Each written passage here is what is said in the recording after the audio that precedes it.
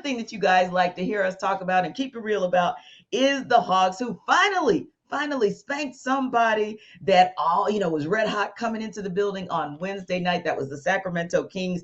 Jarvis and I joked about whether or not we were going to see Kevin Huerter, Kayvon Huerter, or Red Velvet. Well, Kevin Huerter entered the building and entered the chat, but it was a good look for the Hawks in that they won the game. However, we're 18 games in, and we still had some struggles. They were still on the struggle bus when you talk about the effort, particularly in the end of the third quarter and the fourth quarter, where they just went ice cold on offense. So my question to you guys is this: where they are now, kind of this vacillating up and down Eastern Conference that we're dealing with, how do you kind of see where they are 18, 20 games, and we're now about a quarter of the way through the season relative to how they're stacking up against some of the elites, one of which they'll take on Sunday, the Miami Heat, versus how they're stacking up maybe with that second tier that's trying to kind of find their way into, say, the top four?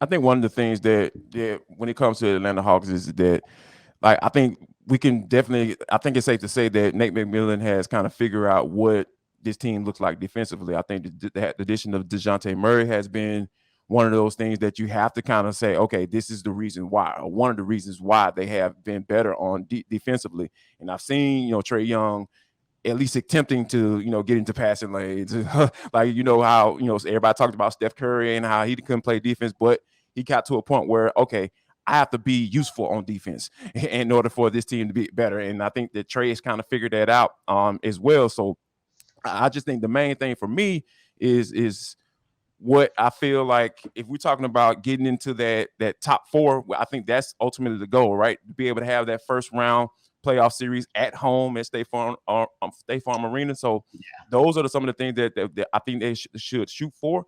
But if they're going to get to that space, I think that John Collins continue to get lost on offense from time. I think he kind of like needs to understand what his role is for this team, and if he's going to be around. Like we all heard the trade rumors and everything popping back up, but whether or not he gets traded or not, I think that going forward, if they're going to continue to be one of those teams that in the top 4 seed in the Eastern Conference, he's going to have to be the guy to understand what his role is and continue to be that guy to play defense, rebound, defend, and figure out how to, shoot that 3-point ball. At some point, he's going to have to be better at that. He has to. Go ahead, Chuck. Well, I was going to say, look, if I have to watch John Collins go 0 for 7 from 3 and only take one free throw in a game, because that's what it is. He's at 20 right now. He's averaging 24%. Not even. I think it's like 23.7% from the 3. And I get the dumbest comments on, well, he's a stretch 4 and all that. He's a 6'10" power forward. He's your only real power forward. That if he's going to go 0 for 7 from 3 and he can't get to the free throw line, then he ain't doing you a whole lot of good. Right. Then with all due respect, you ain't getting a whole lot out of John Collins right now. His job is to be one of your better offensive players. That's what his job is. You can call him whatever. You can call him Stretch this, Dr. Stretch, Dr. Strange. You can call him whatever you want, but his job is to be one of your better offensive players. 0 for 7 from 3 and you take one free throw in the game ain't doing you nothing. And their bench is like the stock market. One night it's 59 points. The next it's 13. And that's not just bogey, by the way. That's not just getting bogey back and that gets solved. Their bench can't figure out from night to night. Thank God AJ Griffin at least is getting some run. Yes, at least they're giving him some ability. But their bench is one night this, one night that, one night this. But if I got to watch John Collins go 0 for 4 and shoot one free throw, it's ridiculous to watch that every night. Right. And there's something that Jarvis just said that just kind of want to piggyback on. It is frustrating, John. I literally could watch in the stands on Wednesday night because, just kind of sitting in that media section where the whole arena did a collective gasp every time he backed himself into the perimeter, like, no, because it's almost like he's almost Josh Smith like T. Yeah. No. Josh Smith all over again. And I was like, well, wasn't really here for the Josh Smith era, but I'm gonna go with that's probably what it's looking like. Whereas to you guys' points, it's almost like he's not, which is troubling at this point in his career, he's not able to really read the game and kind of see where the game is. Because there were really points in that game where the bigs for the Kings were like, hey, we're just going to leave the paint open and kind of see what you guys do. Do what y'all want.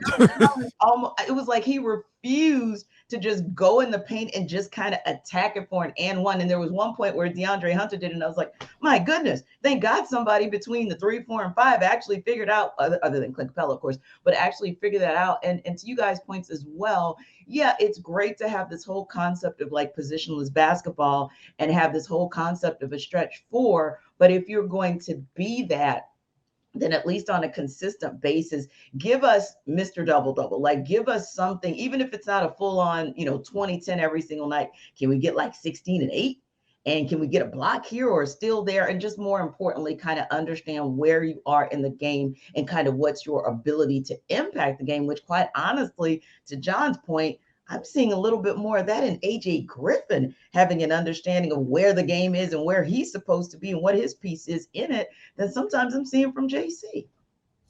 For me, guys, this is simply more, you want to talk about the offense settling in and figuring out it obviously still revolves around Trae. Sure.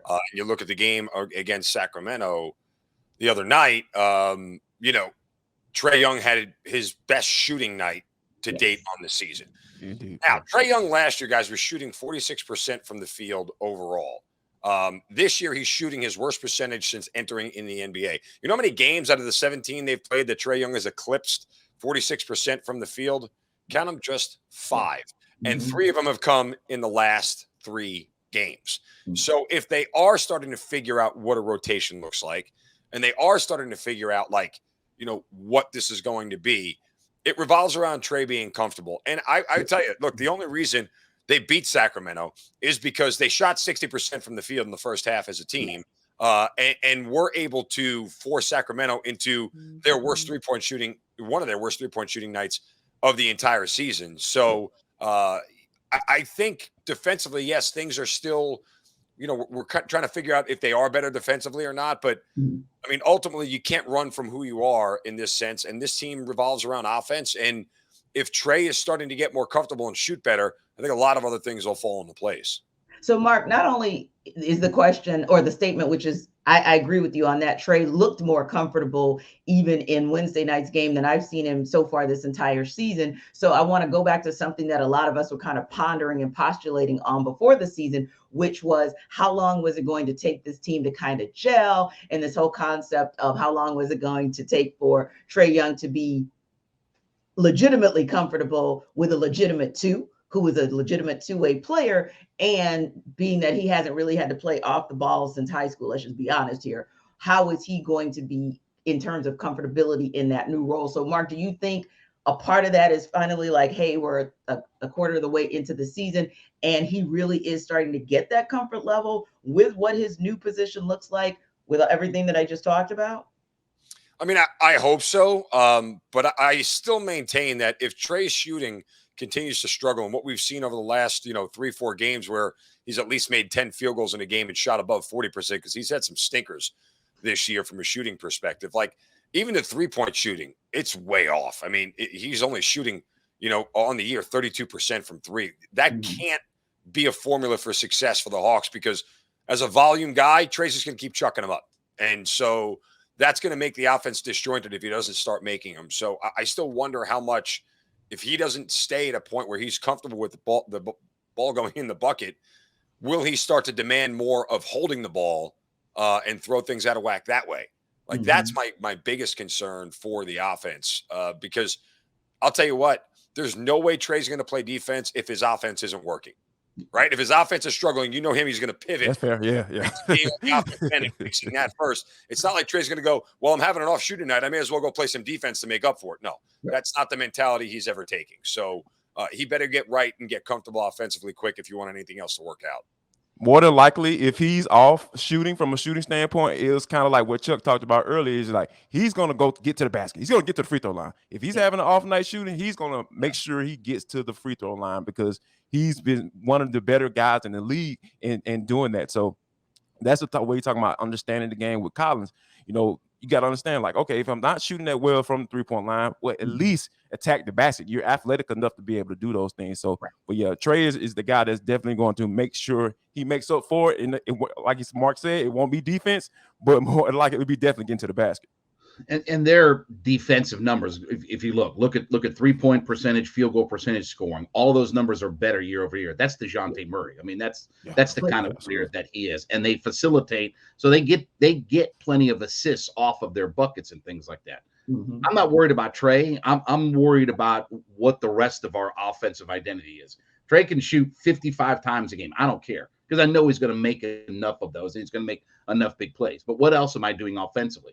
You know, do I have a bunch of guys that settle for the 3-point shot? Do I have guys that attack the rim? You know, again, everybody complains about why they don't get to the free throw. Oh, they don't get any calls. They don't get any calls because they don't attack the rim. You know, again, when your 6'10" power forward shoots one free throw in a game, that ain't because the refs aren't calling anything for it. It's because you don't attack the basket. Hunter's another guy. When Hunter attacks the basket, he gets 10 free throw different attempts. guy, yeah. Right. I mean, he looks like a different player when he attacks the basket. So again, Trae, I'm not worried about, because he again is his track record tells you he's one of the best offensive players in the game. I get worried about the other guys and how they rotate and flow around it. Yeah, we had that conversation, oddly enough. Boy, once people figure out who we are and where we don't get out of Thanksgiving dinner very easily. So I ended up at a dinner last night, 45 extra minutes, guys, talking about that very concept, John, in addition to what we talked about with the Hogs, but it was DeAndre Hunter. And the guy kept asking me, he was like, okay, why do you keep going back to DeAndre Hunter? I said, because every day needs to be Dre Day. I said, take away what Trey Young does, because like you guys said, Trey's going to be Trey. DeJounte, for the most part, is exactly the billing that we hoped for and that we expected when we got him. Clint Capella seems like he's back to being CC from 2 years ago, which, you know, that works well. And yeah, we know that forward position. But boy, oh boy, I always say for me, it's DeAndre Hunter, because he's your guy to where if he can get closer to that 20-point mark and about somewhere between 6 and 8 rebounds, if he's not going to get double-digit rebounds, and he's affecting what's happening on the perimeter for the other team, even if it doesn't show up in the box score, then I'm good, because that means I'd say 8 times out of 10, the Hawks are going to win that game. The Hawks are going to win that game as a lot of times as DeAndre Hunter goes. So he's another one for me who really does kind of move the needle for the Hawks. But wanted to go back to a couple other players before we kind of wrap up, because you guys made a great point as well, kind of alluding to what the hell, bench. I mean, you know, one day it's bench mob 2.0. The next day is everybody's running away from being on the bench and nobody wants to come in and make a difference. So Wednesday night, I know for me, it was probably the first night this season where I was actually excited that Aaron Holiday showed up to be the Aaron Holiday that they went out to get. I was like, oh my God, he's actually shooting and making a three. Whoa, he's actually being assertive and going back and understanding catch and shoot is a good thing for you. So yeah, I think there are pieces like that, going back to what John said as well, guys, where how important is it, especially when you see some of the benches, I'm going to say collectively, like the Celtics bench torched the Hawks last week, but also, isn't it always this X factor guy like Malik Monk? I mean, we know Malik Monk, but my point being, it's always some X factor guy off the bench for that other team that seems to will that team back in if the Hawks are ahead. How important is it for this bench, to you guys' point, especially on Sunday, knowing what the Heat's bench looks like, for them to be able to deliver, and not taking anything away from the Rockets game, of course, tonight?